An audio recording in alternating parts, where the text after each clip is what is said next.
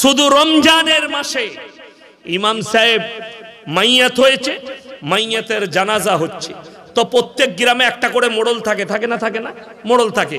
সেই গ্রামের মোড়ল সে জানাজার নামাজের আগে এলান করছে যে ভাই যারা মেহমান এসছেন তাদের জন্য খাবার আয়োজন আছে, খেয়ে যাবেন। ইমাম সাহেব তার কথা শেষ হতে না হতেই বললে, রমজান মাসে খানার এলান করা হারাম। সকালবেলায় ইমামকে মসজিদ কমিটি তাড়িয়েছে। কেন? ওই হারাম কাজে তো মতওয়াল্লি নিজে জুড়ে আছে, সে তো তাড়াবি।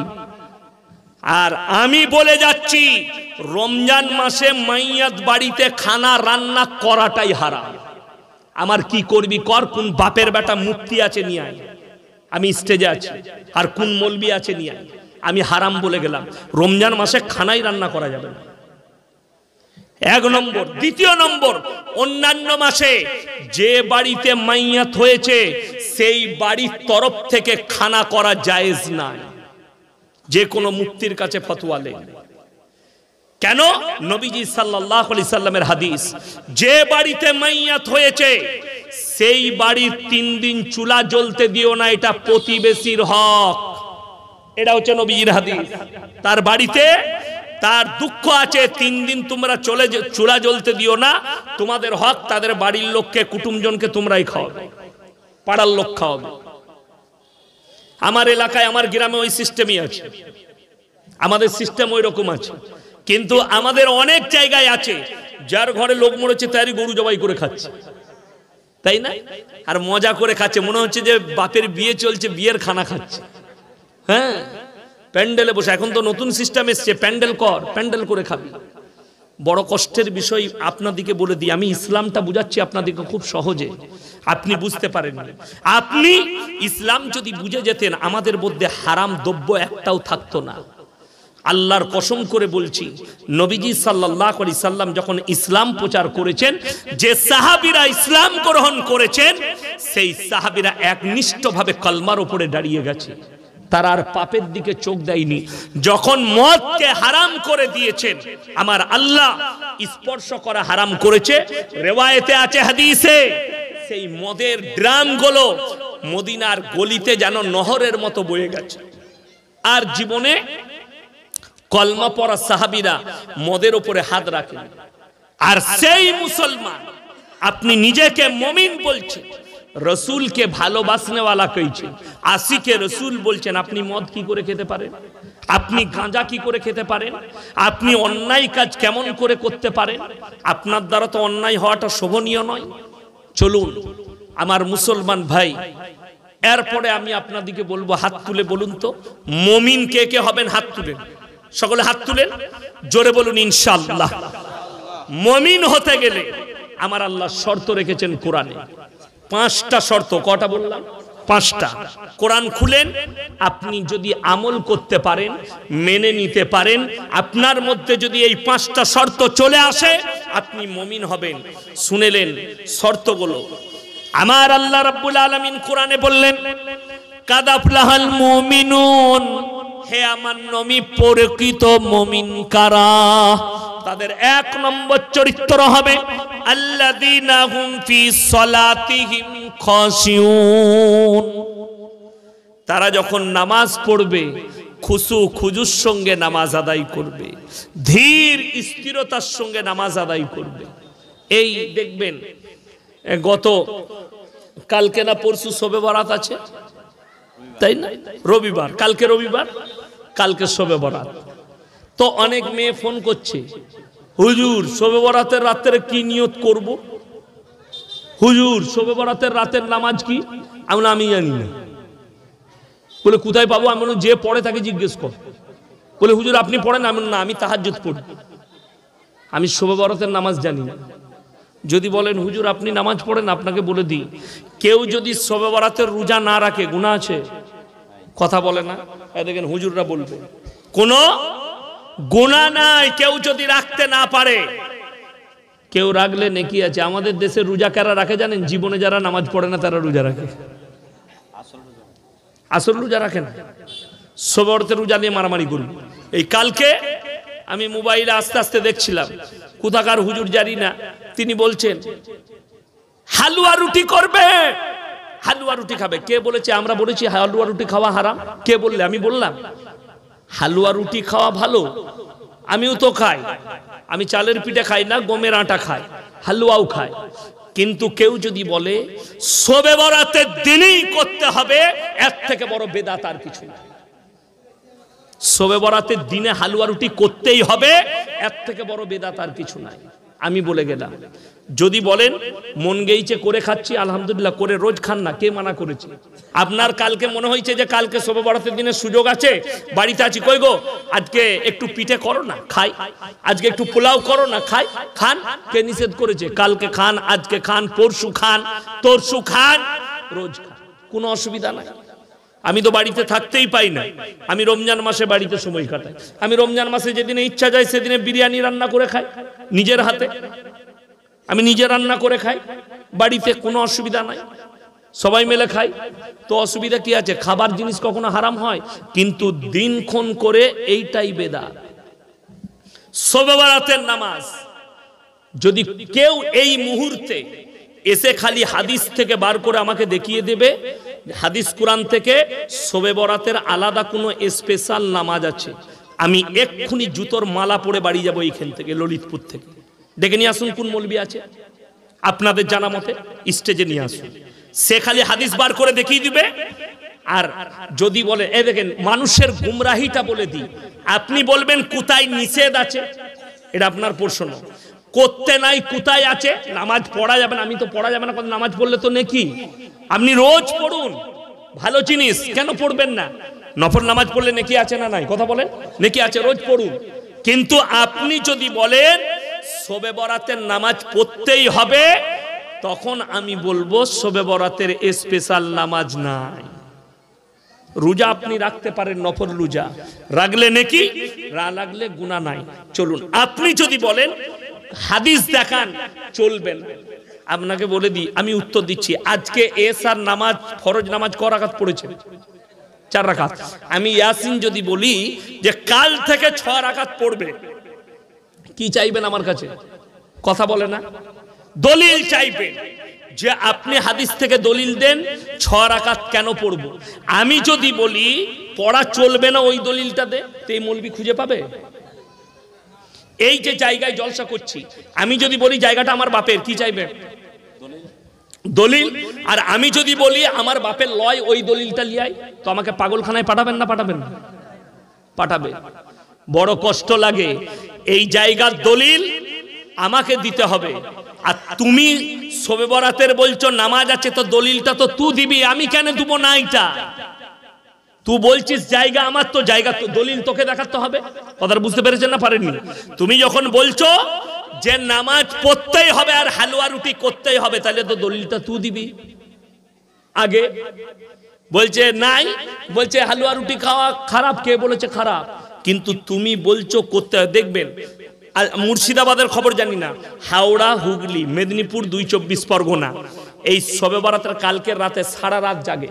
কোন মাল কটা? গুটকা খোর কটা, বাইক নিয়ে ঘুরছে ইয়ং ছেলেগুলো, আর সারা রাত গুটকা খাচ্ছে, আর একবার করে এসে উজু করে মসজিদ, আলহামদুলিল্লাহ বলে কত রাকাত পড়লি? বলে 50 রাকাত, 175 রাকাত। তোর নামাজটাই হয় না, ও 175 রাকাত নামাজ। এই নামাজ কখনো কবুল হয়? আমি নামাজ আপনাদেরকে বুঝাবার জন্য আয়াতটা পড়েছি, আল্লাযীনা হুম ফি সালাতিহিম খাশিউন। যে নামাজটা পড়বেন, নামাজের মধ্যে জান থাকতে হবে, খুশু খুজুর সঙ্গে নামাজ আদায় করতে হবে। আমার নবী, বিশ্ব নবী বললেন, ফাইন্নাহু ইয়ারাক। ভাইয়েরা মায়েরা শুনে যান, 2 রাকাত নামাজ পড়বেন, কিন্তু নামাজটার মধ্যে জান থাকতে হবে, খুশু খুজু এবং ধীর স্থিরতা থাকতে হবে তোমার নামাজের মধ্যে। নবীজি বললেন, ফাইন্নাহু ইয়ারাক। তোমরা যখন নামাজে দাঁড়াবে, মনে মনে ভাববে আমি আল্লাহকে দেখতে পাই বা না পাই, আমার আল্লাহ আমাকে অবশ্যই দেখছেন। এটা মনে মনে ভাববে। নামাজের মধ্যে তোমার মনোযোগ আসবে যে আমি আল্লাহকে দেখতে পাই বা না পাই, আমার আল্লাহ আমাকে অবশ্যই দেখছেন। আর নামাজ হচ্ছে কম্পালসারি। যদি বলেন শবে বরাত, শবে বরাত কিন্তু আমার বক্তব্য আছে সবারই জন্য নয়।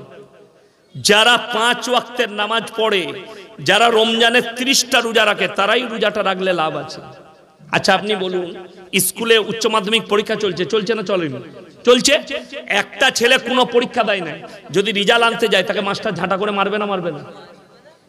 মারবে। মানে তো যদি কবরে আপনি যান আর ফেরেশতারা জিজ্ঞেস করে যে তোর ফরজ নামাজ, বলে ওটা পড়তে পারিনি। রোজা, বলে ফরজ রোজাও রাখতে পারিনি। তবে কি আছে? বলে মুহররমে খালি লাঠি খেলে বুক চিড়েছি, শবে বরাতে হালুয়া রুটি খেয়েছি, আর মুহররমে এই করেছি। তো বলে তুই রেডি হ, তোকে কাবাব শাখা করবো। তাকে মারবে না মারবে না?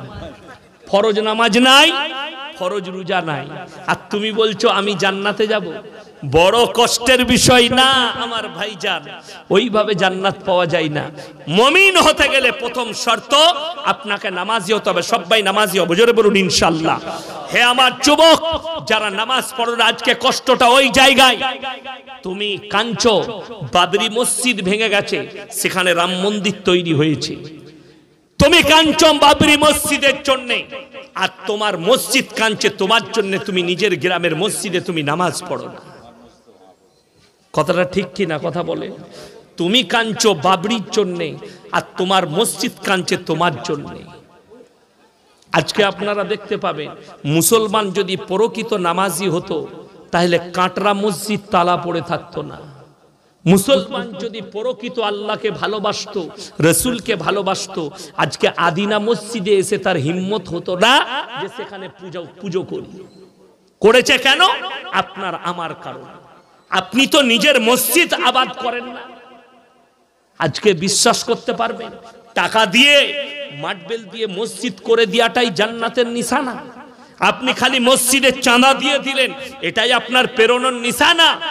না, এটা প্রেরণার নিশানা নয়। প্রথম হচ্ছে মসজিদ তৈরি করবে তো করবে, মসজিদকে আবাদ করো। মসজিদের আসল খোরাক মার্বেল পাথর নয়, আসল খোরাক মসজিদকে দামি করা নয়, আসল খোরাক হচ্ছে মসজিদের নামাজি। যে গ্রামে বড় মসজিদ থাকবে আর নামাজি থাকবে না, সেই গ্রামে আল্লাহর রহমত বর্ষিত হতে পারে না। এই জলসা কমিটি যারা জলসা দিচ্ছেন, এই জলসা আমাকে দাওয়াত দিয়েছেন, আমি অন্য বক্তার কথা বলতে যাব না। আমার আগে কে বলেছেন, আমার পরে কে বলবেন আমি জানি না, কিন্তু আমি বলে যাচ্ছি, আমি মনে করব আমার এখানে আসাটা সফলতা হলো কখন? যখন এই কমিটির ছেলেরা নিয়ত করবে আজ ফজর থেকে আমাদের আর কারুর নামাজ কাজা করা যাবে না। তখন আমি ভাববো যে ইনশাআল্লাহ ললিতপুরের জলসাটা গিয়ে আমার কামিয়াবি লাভ হয়েছে। তা না হলে নয়। আপনি নামাজের গুরুত্ব দেন না। নবীজি বলেছেন যার নামাজ নাই তার মধ্যে ইসলাম নেই। নামাজ এমন ভাবে পড়তে হবে তোমার হাজত ছেড়ে দিয়ে নামাজে দাঁড়াও। আজকে মুসলমান নামাজ কি করে? পাইকারি নামাজ পড়ে। আপনি নামাজে দাঁড়ান, মনোযোগ কিন্তু দুনিয়াতে থাকে, ঠিক কি না? আপনি নামাজে দাঁড়ান, ব্যবসায় মনোযোগ আছে। আপনি নামাজে দাঁড়ান, আপনার খাবারে মনোযোগ আছে। ওই জন্য নবীজি বলেছেন যে তোমরা দুনিয়ার হাজত সেরে তারপরে নামাজে দাঁড়াও। দুনিয়ার হাজত কি? আপনি ধরেলেন জুম্মার দিনে জুম্মা পড়তে যাবেন, বেলা 11টা বেজে গেছে, বিবি আপনাকে বলল গো এক কাজ করো, খাবার হয়ে গেছে, দুটি খেয়ে নাও। আরে সেরকম ভোগ লাগেনি, আগে নামাজটা পড়ি আসি তারপরে খাবো। আপনি গেছেন মসজিদে নামাজ পড়তে, ইমাম সাহেব লম্বা খুতবা ধরেছে, কি বুঝলেন? নামাজে লম্বা সূরা ধরেছে। দ্বিতীয় রাকাতে দাঁড়িয়ে মনে মনে ভাবছেন শালা খেয়ে নিলে ভালো হতো, বে শালা এত লম্বা সূরা ধরে। শেষ, নামাজ আর খাবার মিশে গেল। এইটাই নবীজি শিখিয়েছেন যে তোমার হাজত সেরে নাও, একটু যদি ভোগ লাগে অল্প খেয়ে নাও, যাতে পেটের হাজতটা পূরণ হয়ে যায়, নামাজে যেন মনোযোগটা খাবারে না যায়। তুমি আসরের নামাজে ঢুকেছো, তোমাকে হালকা পায়খানা লেগেছে, আপনি মনে মনে ভাবলেন আমি যদি পায়খানায় বসি নামাজটা জামাতটা ছেড়ে যাবে। তুমি নামাজে দাঁড়িয়েছো, ইমাম সাহেব লম্বা সূরা ধরেছে, দুটো রাকাতই লম্বা করে দিয়েছে। চতুর্থ রাকাতে আপনি যখন দাঁড়িয়েছেন তখন এত জোরে আপনাকে পায়খানা লেগেছে, নামাজে দাঁড়িয়ে খালি এরকম করেছে, শালা ইমাম সাহেব এত দেরি করে দিলে, তো নামাজ আর পায়খানা একসাথে মিশে গেল, নামাজ কেমন হবে? জরুরত ছেড়ে নিয়ে তারপরে নামাজ, যেন দুনিয়ার দিকে মনোযোগ না যায়। ঠিক আমাদের দেশের কিছু লোকের অভ্যাস আছে, দোকান করে, দোকান ব্যবসা করে, বাজারে ব্যবসা আছে, বাজারে মসজিদ আছে, ঠিক যখন মসজিদে ইকামত চালু হবে তখন ছুটে আসে, ঠিক কিনা? আল্লাহু আকবার, আল্লাহু আকবার, আল্লাহু আকবার, তখন তাড়াতাড়ি শাটারটা নামাচ্ছে, সুর করে নামিয়ে এসে উজু করে আল্লাহু আকবার, দাঁড়িয়ে আর মনে পড়ছে না সালা দোকানের চাবি লাগাইছি না লাগাইনি, বাস নামাজ আর দোকান একসাথে। তো এই নামাজ কেমন হবে বুঝতে পারছেন? কিন্তু রাসূল সাল্লাল্লাহু, দেখুন এখানে হাজী সাহেব কে আছেন, উমরা করতে গেছেন, আরবে থেকেছেন, এরকম কেউ আছে? এই তো মাশাআল্লাহ আছে, জিজ্ঞেস করুন। আরবে নামাজে কেউ কি ডাকতে হয় না? আগে গিয়ে বসে যাই নামাজের আজানের আগে, 1 ঘন্টা 1.5 ঘন্টা আগে। দোকান কিন্তু সেখানে খোলা পড়ে থাকে, তারা গিয়ে মসজিদে ঢুকে যায়, তারা দোকান বন্ধ করে না। তবে এক কাজ করবেন, আমার কথা শুনে আপনারা এটা আমল করতে যান না যে আমিও তাহলে আমাদের দেশে দোকান খোলা থাকবে, আমি নামাজটা পড়ে আসি, ঘুরে এসে দেখবেন 2টি চানাচুর না ওটাও নিয়ে পালিয়েছে। কেন বলুন তো? আমাদের দেশে তো মসজিদের দরজা থেকে নতুন জুতো চুরি হয়ে যায়, হয় না? হয় না? জুম্মার দিনে এসছে ছিঁড়া জুতো পরে আর বেরুচ্ছে নতুন জুতো পরে, যদি ধরা পড়ে যায় কি বলে জানেন? ভাই বুঝতে পারলাম না তো, ঢুকে গেছে। আর ধরা পড়ে গেলি এটা বলবে, আর ধরা না পড়লি মাল চলে গেল। বাস্তব কথা বলছি, কোরআন শুনে নেওয়ার পরে মক্কার লোকরা কোরআনে আমল করে, আপনি আমল করেন দুনিয়াতে। আপনার আমল দুনিয়ার, আপনার মহব্বত দুনিয়ার, তাদের মহব্বত আল্লাহর প্রতি, রাসূলের হাদিসের প্রতি, কোরআনের প্রতি। কোরআন শুনে নেওয়ার পরে আমার আল্লাহ রাব্বুল আলামিন সূরা জুম্মায় বললেন, ইয়া আইয়ুহাল্লাযীনা আমানু ইযা নুদিয়া লিস-সালাতি মিন ইয়াউমিল জুমআহ ফাসাউ ইলা যিকরিল্লাহি ওয়া যারুল বাই যালিকুম খায়রুল লাকুম ইন কুনতুম তা'লামুন। হে ঈমানদার ব্যক্তিরা, যখন তোমাদেরকে জুম্মার জন্য ডাক দেওয়া হয়, পৃথিবীর সমস্ত বেচাকেনা বন্ধ করো, ব্যবসা বাণিজ্য খেতিবাড়ি বন্ধ করে দাও, আর আমার ঘরের দিকে ছুটে এসো। তুমি মসজিদে প্রবেশ করে গেলে পৃথিবীর কোন মৌলবি, কোন মুহাদ্দিস, কোন নবী, কোন সাহাবী বলে যায়নি তোমরা 24 ঘন্টা মসজিদে থাকবে। আমার আল্লাহ পরের আয়াতে বললেন, ফাইদা কুদিয়াতিস সালাতু ফান্তাশিরু ফিল আরদি ওয়াবতাগু মিন ফাদলিল্লাহ ওয়াজকুরুল্লাহ কাসীরান লাআল্লাকুম তুফলিহুন। হে আমার বিশ্বনবী, পৃথিবীর মানুষকে বলো, যখন তোমাদের নামাজ হয়ে যাবে আবার তোমরা হালাল রুজির সন্ধানে পৃথিবীতে ছড়িয়ে পড়ো।